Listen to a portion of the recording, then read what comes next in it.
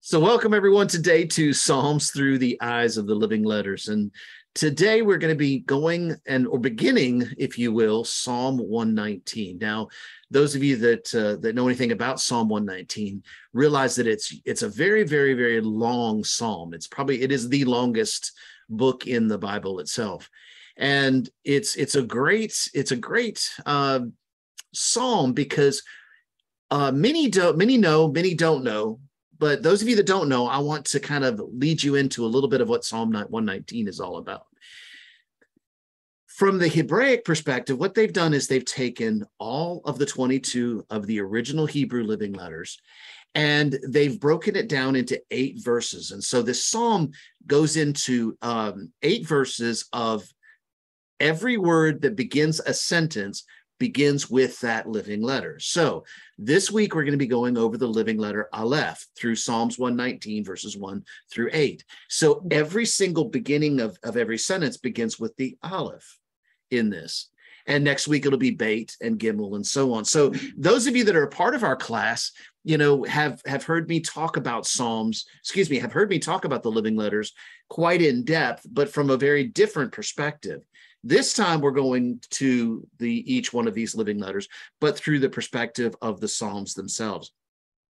So we're going to be kind of dipping into some stuff for those of you that have been with me for a while, dipping into some stuff that you've never heard before. And for others, this is just going to be a whet your appetite kind of classes or engagement time. I like to use the word engagement time as opposed to classes or anything like that. But these videos are going to be a great way to be able to dig into and dive into some of the deep understandings behind the living letters. Not only that, people ask, well, what is the living letters all about? Why is it something that we need to have? Why do we have to have an understanding of the living letters? Well, be honest with you, it's because there is such a great depth to each one of these letters.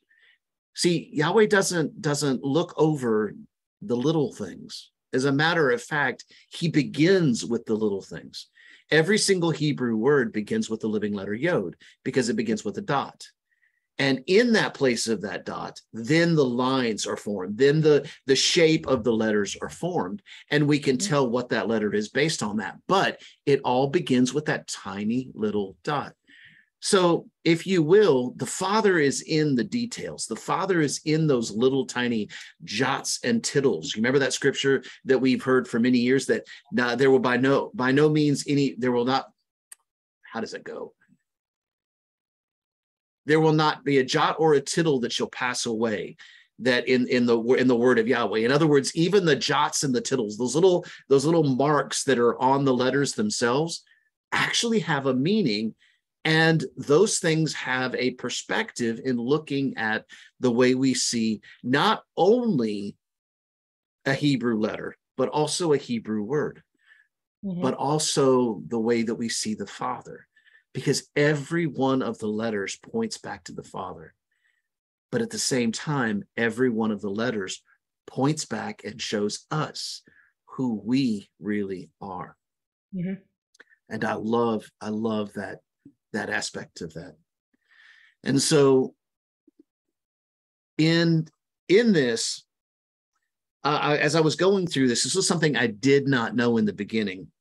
But that is that in the TEHILLIM, I love the way that this actual psalm begins, because it talks about how this psalm is actually called the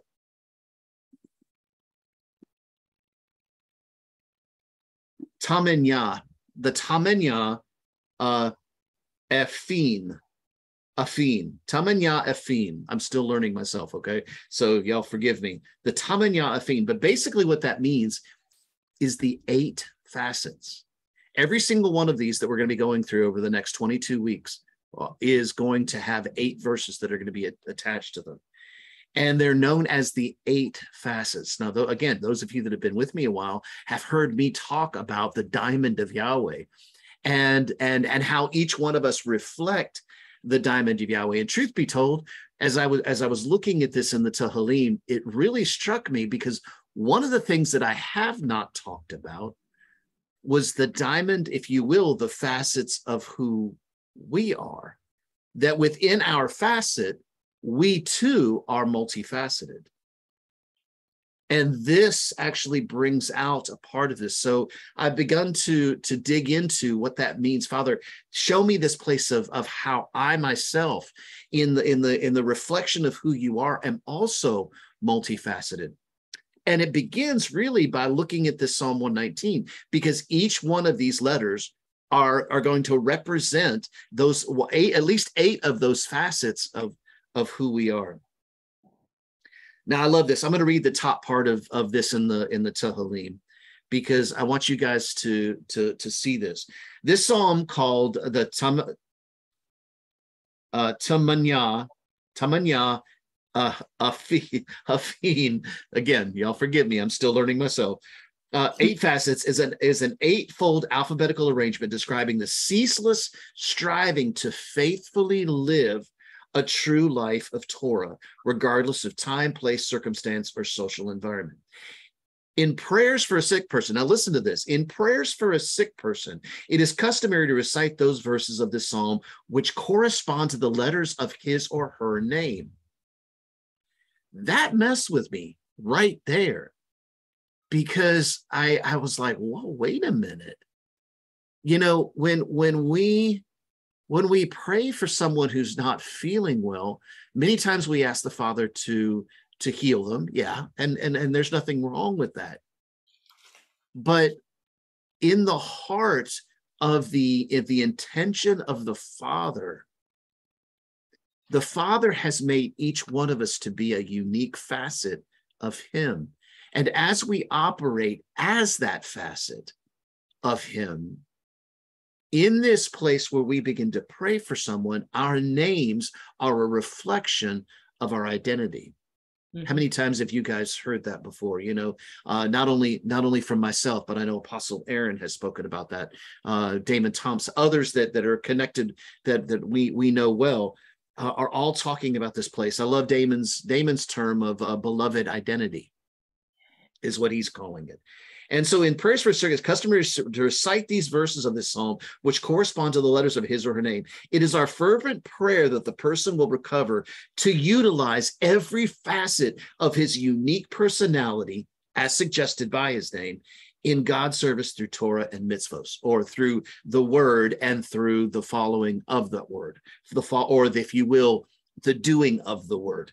Now, in Hebrew, the Torah would, of course, mean the scripture, and mitzvos would refer to that place of the commandments, or mitzvot would refer to the commandments. But I'm not afraid of those words anymore. I'm not afraid of looking at them like I used to. You know, when I've been going through this struggle for a while now about, you know, the commandments and looking at the commands, because over and over and over again in scripture it talks about how that we are to follow the commands of God. And you're going to see that in this first psalm as well. There's going to be a place where it talks about following the commandments of God. But Father's been messing with me about that, because we've got this religious aspect when we think about these commands, in the sense of doing them because we have to do them. And to be honest with you, at least for me, in my life as I was growing up, that was kind of the way that I was taught, that I was told that I had to do these commandments or do these things, but didn't really have an understanding as to why, or, you know, the reasons behind them. But Father's really been messing with me a lot lately, and you're going to hear that very strongly today in what we're going to be talking about, Aleph, because I began to realize that this place of the commandments isn't the way that I had always seen it. And you guys have heard me say this before, and I'll say it again, and I'll say it again, and I'll say it again, until the Father says, okay, let's move on from here. And that is this: I can use the word commandment, and it could give the impression that it's meaning a law or a requirement, or I can see the commandment through the eyes of the way a Jew would see that commandment. And that would be, yes, charisma teaching, or, if you will, what my favorite sentence is, the loving instruction of a father. It's that place of loving his children so much that he wants to instruct them on the way that they are to go. Yeah, it's our choice. Remember that we always have a choice in whether we follow the words of the Lord and what we do. It is always our choice. But the next question is then, why would I choose? Am I choosing to do this because I have to? Or am I choosing to do this because I love him? And I want to return that love back to him. I want to say, Father, I love you so much that I see this not as a command, as something that I have to do, but thank you, Father, that I can do it. Thank you, Father, that I have the opportunity to be able to do this. Yes. You know, see, to me, that makes sense, because then that's me crying back out to the Father. It's like blessing. I may be getting a little bit ahead of myself a little bit. I was thinking about this just before we came on. And throughout many times when we pray, and I've begun to change my own prayers as a result of this. Many times when we pray, we begin to ask the Father, Father, bless this situation, bless these people, bless us in where we're about to go, bless us in what we're about ready to do, and so on. And then I started thinking about it. And most of the time where we have quoted those scriptures, that word that's translated there is the word blessed, past tense. In other words, you're already blessed before you've even began it. You see what I'm saying? You're already blessed. Why? Because you're following in the paths of the Lord. You're following after his word. You're following out of love to him to do what you want to do because you love him and want to do it. And as opposed to asking the Father to bless us. And it's funny because one of the very Hebraic ways of thinking is first, Father, we bless you. Father, we bless you. See, we're returning that blessing back to him. And there's a very, very, very deep perspective this I don't have time to get into today. But there's a very, very beautiful, deep aspect of this that thank you, Father, that you've begun to show. And as time goes along, I will share those things. But for now, I want to stick to to what this says in Psalm 119, starting in verse 1. And I'm gonna read through this, and then I'm gonna go back through and spend some time digging into this a little bit. I hope you guys are ready today, because this is gonna be one of those challenging and stirring type of words today. Praiseworthy are those whose way is perfect. Now I'm gonna go back and talk about that word perfect in a minute, because we have totally different ways of seeing that word perfect from the way that the scripture talks about it. Who walk with the Torah of Yahweh, of Adonai, of God.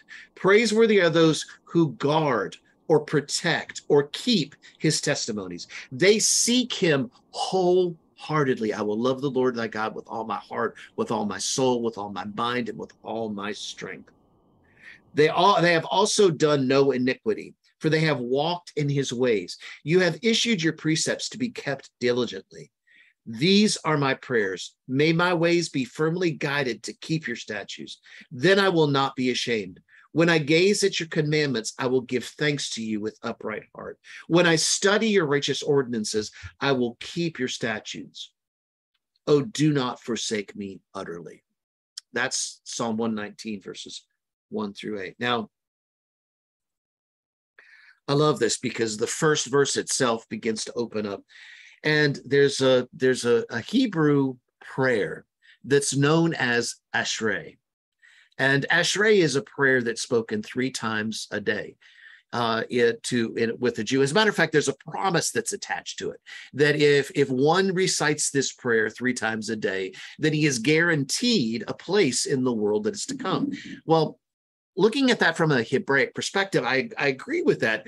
But when I started looking at the Ashrae prayer, and the reason why I'm looking up the word Ashrae here, and as far as the Ashrae prayer is concerned, is because the very first word, praiseworthy, is Ashrae.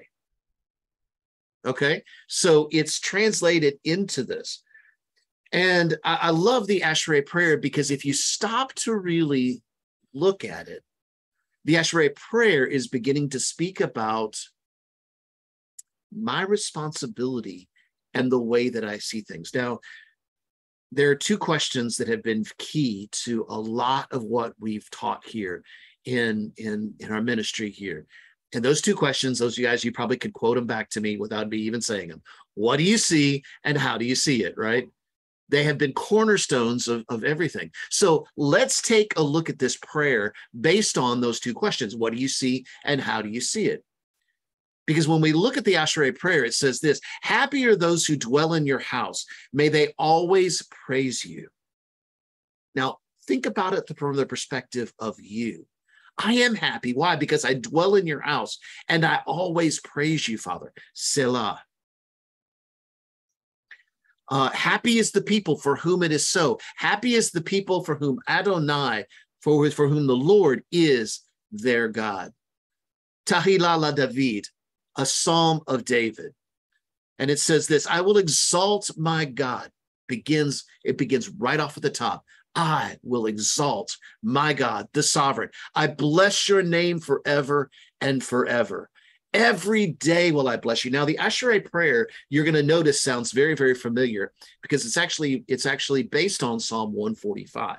Most of it is based on Psalm 145. Every day I will bless you. I will praise your name forever and ever. The Lord is great and highly praised, and there is not a limit to God's enormity. He is beyond comprehension, beyond his just understanding. Each generation shall praise your deeds to the next, telling of your greatness, the splendid honor of your glory, and I will tell of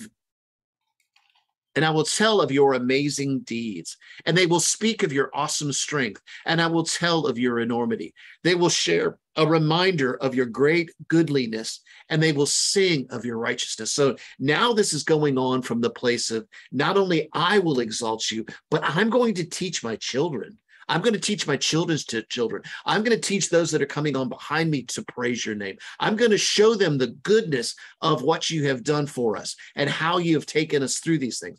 The Lord is gracious and merciful, slow to anger, and abounding in loving kindness. The Lord is good to all, and God's mercy is bestowed upon all things God has made. All God's creatures will give thanks to Adonai, and your righteous ones shall bless you. They will tell of your glory and of your sovereignty and speak of your greatness. In order to announce to all peoples God's greatness and to honor glory of God's sovereignty, your kingdom shall last forever and ever, and your rule shall extend into each and every generation. The Lord, Adonai, supports those who are fallen and straightens those who are bent. Every eye shall turn expectantly to you, and you give them food in proper time. Open your hands and satiate all living creatures. The Lord is righteous in all ways and virtuous in all deeds. Chayil. I love that word virtue there. Chayil. Yeah. The Lord is close to all who call upon God and all who call to God with sincerity. God will do, listen to this, because this is definitely Psalm 145. And it's one that really messes with me every time I go to speak about it. And that's the reason I almost stop and make a point to point this out. God will do the will of those who fear him. God will hear their cry and save them. Now that is both beautiful and scary at the same time. God will do the will of those who fear him. God will hear their cry and save them. The Lord guards all those who love God and destroy all who are wicked. May the praise of God fill my mouth, and may all life bless God's name forever and ever.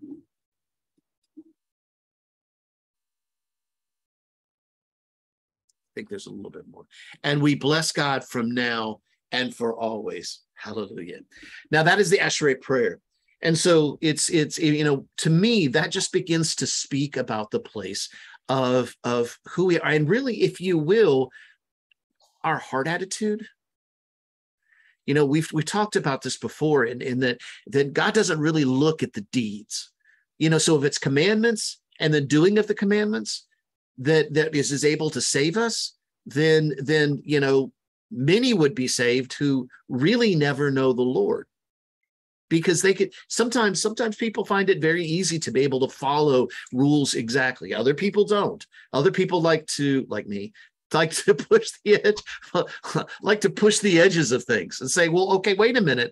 I can do that. I can listen to those words, but what does that mean? I don't want to be doing them just because I'm told to do them. You know, what does all that mean? It's got to have a meaning for me that helps me to understand why it is that we're doing something, right? So, you know, anyway, the will of those who fear him, he will do is a scary perspective, because it really sets into that place. Do you realize the power that you have as you fear the Lord? Do you realize the enormity of what is inside of you? Praiseworthy are those whose way is perfect. Now, I love that word there, because in Hebrew, it's the Hebrew word tamimeh, and it speaks of really not necessarily perfection, but it speaks of completeness. So what does that mean? Well, I love this, because if you look here in this particular word, which is right, that second word it's tav mem yod mem yod. And funny enough, the Hebrew word for waters is right in the middle of this word, mayim. Mem yod mem is the Hebrew word for waters. And so anytime we see the waters in Scripture, not only do we think about the place of the treasuries of heaven, which is one of the ways, but see, it's more than that. I hate using that word treasuries of heaven too much, because I don't want to delineate it to one specific thing in the treasuries of heaven, because many times we think about it from a very financial perspective. No, it's more than that. It's more than that, because just like a fish lives in the water and everything the fish needs is found inside of the water, then the water is all that we need. In other words, in him I live and move and have my being. Well, yeah, because I'm in the waters of my Father. And so that place of being in him, I am complete in him. Why? Because everything that I need comes from him. I breathe in his breath. You know, I love the beautiful expression of forehead to forehead, nose to nose. As he exhales, I inhale his breath. As I exhale, he inhales my breath. And there's this beautiful exchange of the word of the Lord going forth into all the earth and not returning back void, because I have returned that breath. I have returned that word back to him. And this is a perfect picture of that. So when it talks about the word perfect here and complete, it's talking about that completeness and the fullness of the relationship. Do you see that? He's talking about relationship here. And you know what? Just like any good relationship, it's a growing process. It's a learning process. You know, am I always going to be perfect? No. Is he always going to be perfect? Yes. Yes, he will always be perfect. But am I always going to be perfect? No, maybe not. Can he help me in making me perfect? Can he help me in making me complete? Can I choose my mind, or choose my choice, or make a choice to see myself as complete? And then in that sense, then maybe not have to deal with as much, because I have made the choice to see the fullness of what he has made me to be. Remember this is talking about the 8 facets. I'm going much deeper today than I expected. So I hope you guys are ready for this, because this is good. I'm hearing the Father really begin to speak with us with regards to this. Whose way is complete, whose way is perfect, if you will, who walk with the Torah of God, who walk in that place of the fullness of the Father. Praiseworthy are those who guard his testimonies, or if you will, who keep his testimonies. They seek him wholeheartedly. Now, this is where I really got messed up in looking at this particular part of the psalm here, because in looking at it, the first two words of this of verse 2 is Ashrae Notzre, Ashrae Notzre. And the key word there was the second word that really began to stir me up. And that was the word that was actually translated into guarding or keeping his testimonies. So to keep his testimonies. Now, Notzre is spelled Nun, Zadi, Resh, and Yod. Now, one of the first letters that ever really spoke to me was the living letter Zadi. And it began to show me there was a secret inside of Zadi. And I don't have time to get into that right now, but let's just start from the beginning. Nun is a letter that speaks about a son. It's a son, a king, an heir, and a priest. And it talks about the place of really, you know, when I mentioned just a few minutes ago about a fish living in the water, Nun, its most literal translation, means fish. So a Nun lives inside of the Mem. A son lives inside of the fullness of his father. You see that? So in him we live and move and have our being. That's, you know, and it's funny because, you know, when you add one other letter, which is the letter we're talking about right now, Aleph, to the beginning of Mem and Nun, you suddenly find the Hebrew word Amen. In other words, so be it, it is done. Yeah, of course, so be it, it's done. Because we got the Father telling us who we are. We are fish living in the waters of himself. And it's made us complete. It's made us perfect. It's made us full. Do you see that? So that Notzre, let me get back to Notzre. I'll get to preaching about some other stuff, and I want to stick on this. So Nun talks about son, king, heir, and priest. Zadi is a letter that speaks of righteousness.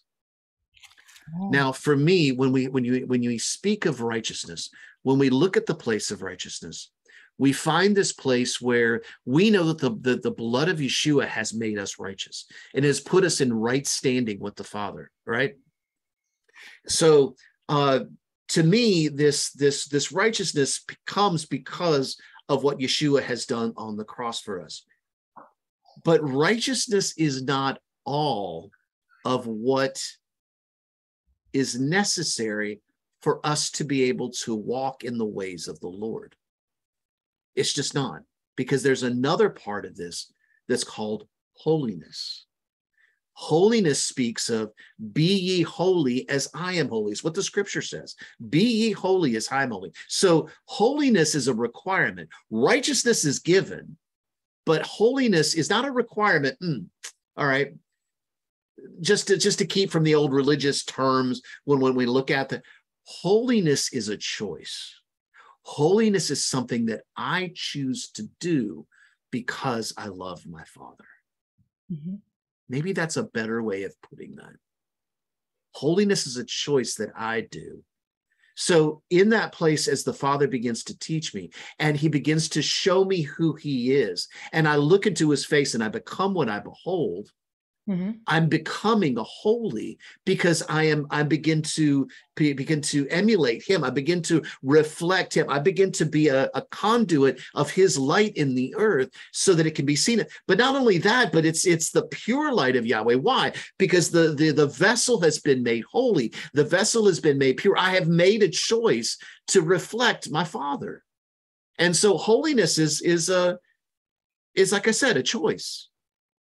And that's what this is talking about here. I love this because this Notzre actually speaks about this, the difference. So the Zadi speaks of righteousness. The Resh, the living letter Resh, speaks about being separated unto holiness, being separated into that place. So you see the Zadi and the Resh that are side by side one another in this Hebrew word that's talking about keeping or guarding his testimonies, keeping his testimonies, keeping his word. The choice of keeping his word. And then it ends with the living letter Yod. Notzre ends with the living letter Yod. I love that because the Yod speaks about that place of creation.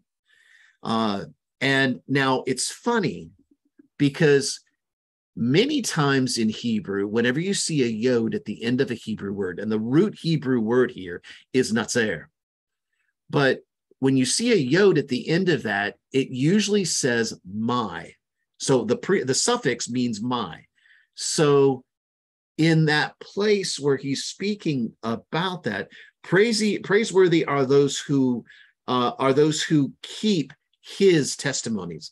In other words, it's his testimony and it's his word, but I have chosen to make it mine.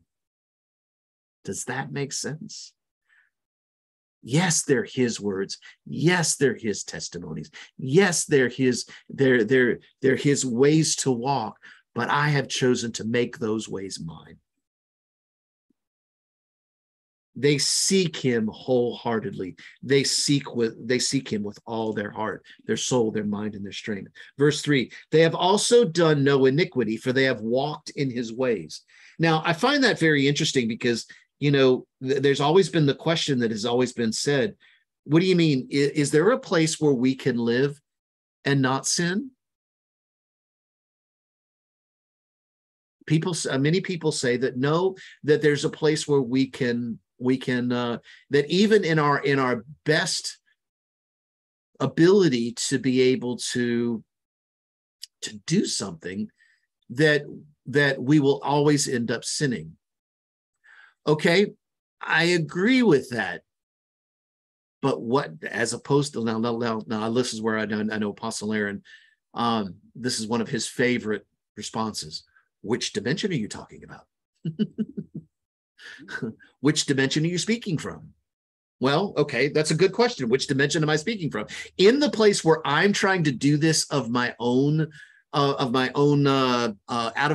abilities, out of my own stamina or whatever, out of my own physical abilities to be able to do that, I'm going to always fail every time. That is absolutely correct. I will fail because I'm not doing it in him. I'm trying to accomplish it in my own flesh. Okay, so I agree with that. However, let's go back to the verse before that. They seek him wholeheartedly. I've kept his words. I've kept his toes. I have made his choices my choices. And in that place, I have sought after him wholeheartedly. They have also done no iniquity. Because I love this, what Rashi says here. This is one of the commentators and one of the rabbis that speak about this. They have also done no iniquity. Those who earnestly follow God's precepts receive special divine assistance to avoid doing any iniquity. I love that because I've talked about this before in our classes, and I'm going to just allude to it a little bit right here. Where it talks about the scripture where it says that the Father always provides a way of escape. That through every temptation, there's always a way of escape. And I went to a Hebrew word, and showed that Hebrew word is actually translated in the negative. And it appears to have a negative perspective to it. But the same letters that speak about that negative perspective are also the same letters that told me the way out. The same, all I had to do was look at them from another perspective, look at them from another dimension.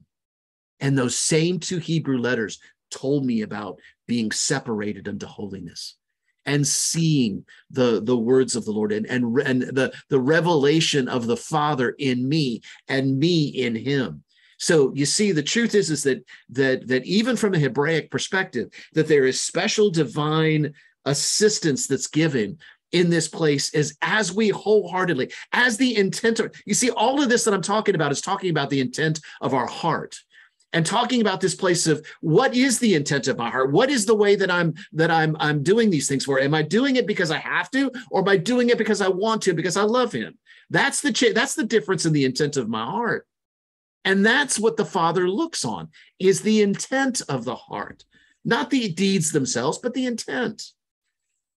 And if my intention is to live that life that in holiness and in righteousness, through the righteousness given by the blood of Yeshua, then Father will give me additional assistance in that place.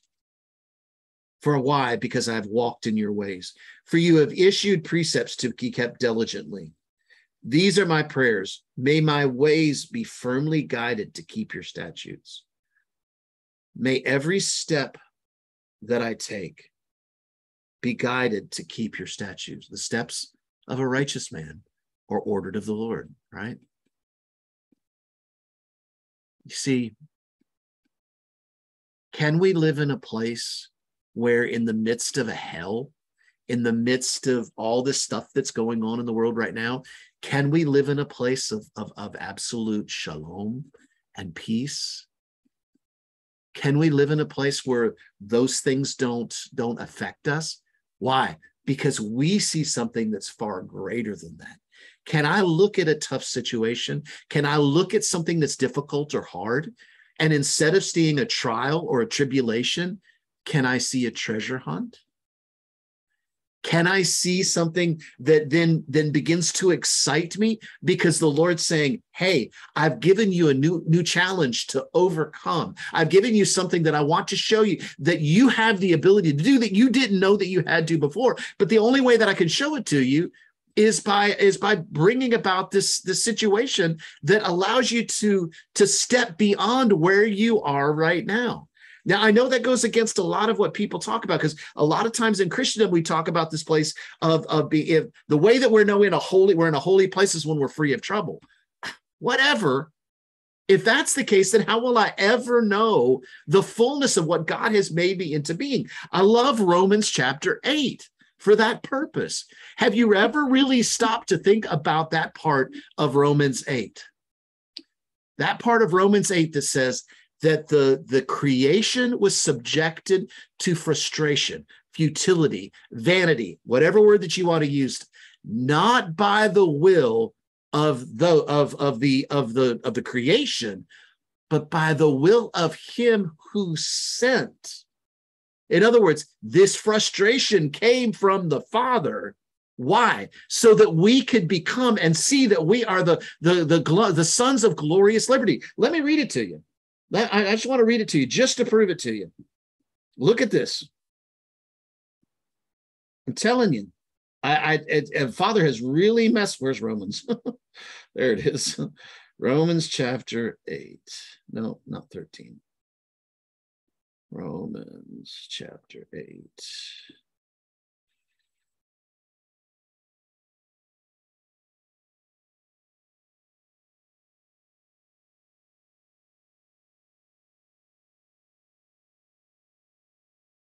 Here it is.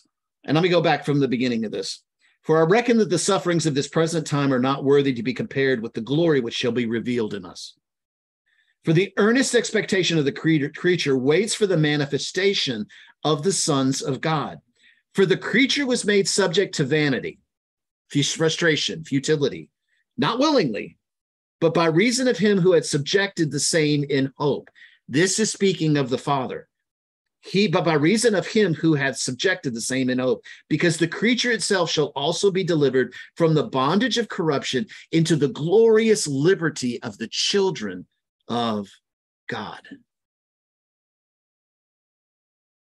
So now we say that, but let's look at it from the perspective of shalom.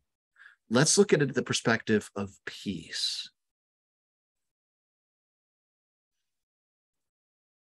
When I'm in that place where I'm looking completely from the fleshly aspect of this, it's frustration, it's vanity, it's difficult because I can't see why these things are necessary.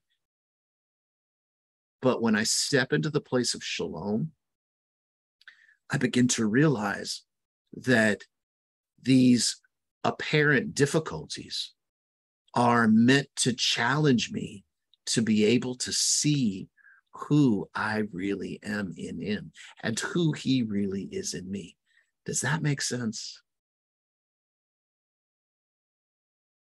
So why am I angry at the very things that the Father uses to teach me that I'm really a superhero?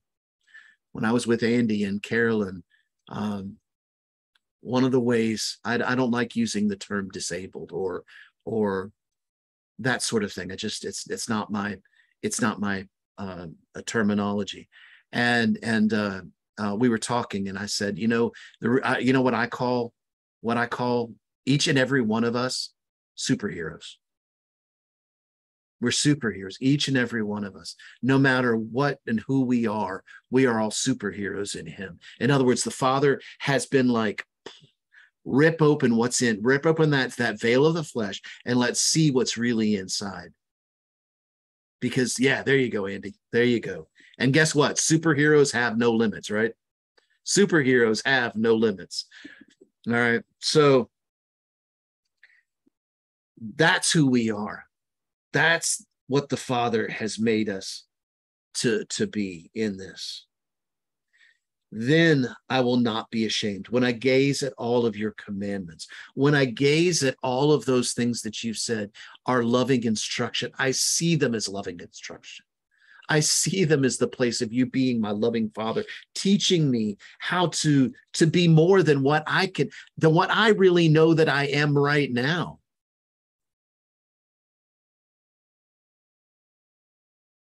Then I will not be ashamed. I will give thanks to you with an upright heart. When I study your righteous ordinances, when I look into the depth, when I look at to see what these things really mean, what your law really is talking about, how does it, what is the reasons behind it? You know, it's funny because when we really look at the commandments, the 613 laws, you know, the vast majority of them, pretty close to 3/4 of them, are actual sanitary laws. Wash your hands after you get done going to the bathroom. If you go to the bathroom, go outside the camp. Don't do it in the middle of the camp. I mean, come on. It's plain and simple cleanliness type of stuff. It's 2/3 to 3/4 of them are cleanliness and sanitary laws. They really are. And they're like, well, duh. I mean, anyway, sorry. I will keep your statutes. Oh, do not forsake me utterly. And Father, we know that in this place of who you are, you see this first psalm in Psalm 119 speaks of Aleph. It speaks of you. It speaks of who we are in you and who you are in us. Father, it speaks of that place of your promises and the fulfillment of your promises just through the living letter Aleph. Father, I thank you that you've shown me that, and you've shown each and every one of us that we can see the path,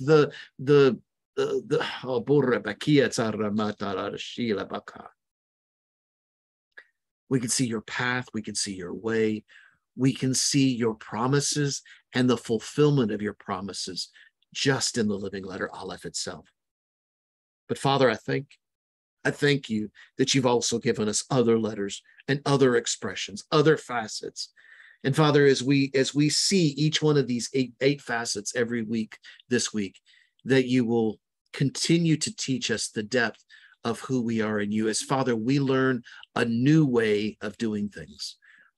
If you will, a new way that's an old way, returning to the ancient paths, returning to those ancient ways of looking at them, but not being held or bound by a religious law.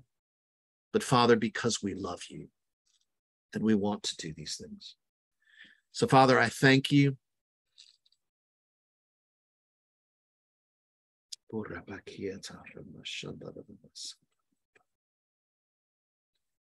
thank you, Father.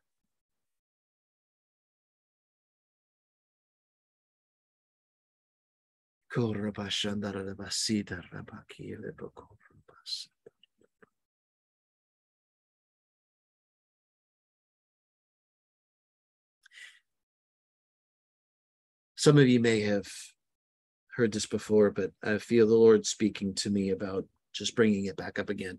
For those of you that are new, or for those of you that have not heard this before, but one of the ways that Father began to show me about the living letter Aleph had to do with the place of authority. And that, if you will, the Father has given us a crown and a place of authority so that we can rule and we reign with him and together with him. But I love the aspect of this, because in the place where Aleph becomes a crown on my head, then Aleph becomes a crown on your head. And I remember one time the Lord was showing me this, and my wife and I were at a couples meeting. And during the meeting, the Father began to show me this vision. And as I did, I saw where the Father had placed his crown upon my head. The Aleph was a diadem. The Lamed, which is, the Hebrew word Aleph is spelled Aleph, Lamed, Pei Sophit, or Pei Final. So the Aleph itself, in the way that the Hebrew word Aleph is spelled, became the diadem. It became the crowning jewel on the top of the crown. The Lamed became the base of the crown, as that was the part that fit on top of my head and became the foundation of my head. Now, I love that, because Lamed speaks about learning and teaching. So the foundation of his learning and teaching was what this crown of Aleph was used to set on my head. And then when I saw that, I was like, well, Father, where's the Pei Sophit? Where's the Pei Final? Where's the Pei? The Pei is the Hebrew letter that speaks about the mouth. And then he took the crown and he placed it on my head. And I realized that the completion of that word Aleph was after he had placed the crown on my head, because then my mouth became that of returning his word back to him. In other words, he had given me the authority to speak his word into the earth. And I realized that in that place, of course, that was just blew me away. But during this vision, I heard the Lord say, I want you to remove your crown and I want you to place it on your wife's head. Because there are times that you need to, if you will, deny that place, not deny, but choose. I choose to allow myself to be silent as I place my crown on my wife's head and say, I want to hear the Lord as he speaks through you to me. And I choose not to have to have a response. In other words, I choose to be silent to be able to hear the word of the Lord through you. Now, any of you that have been married for any length of time, sometimes that's kind of hard, with husband, especially with husband and wife, because but yet in the same breath, should it be? Because in the place where I see her as a king, then there are times that I need her word spoken into my life, and to hear her perspective of what needs to be done. And then there's times where she takes her crown and places it on my head and gives me the opportunity to speak in that place. And so there's a beautiful honor of the authority in both of us. But that goes beyond marriage. You realize that. There are times when I approach you that I need to take off my crown and place it on your head and say, I need to hear the word of the Lord through you. And I choose to not have to respond. Now, I can maybe when you give me the crown back or you give me your crown, but I choose to honor that place of the authority that is in you as well. I call that the honor of kings. You see, to me, that is us being like Father in the earth. That is a facet and a representation of us being like him in the earth. So, Father, thank you that praiseworthy are those whose way is complete, is lacking nothing, because we are in you, Father, that we walk in your Torah of God. We walk in that place of your scripture, and we keep your testimonies because we want to, because we choose to, because we love you. And we're doing it out of an expression of our love back to you, not because we have to, because we seek you wholeheartedly in that place. Thank you, Father. Thank you, Father.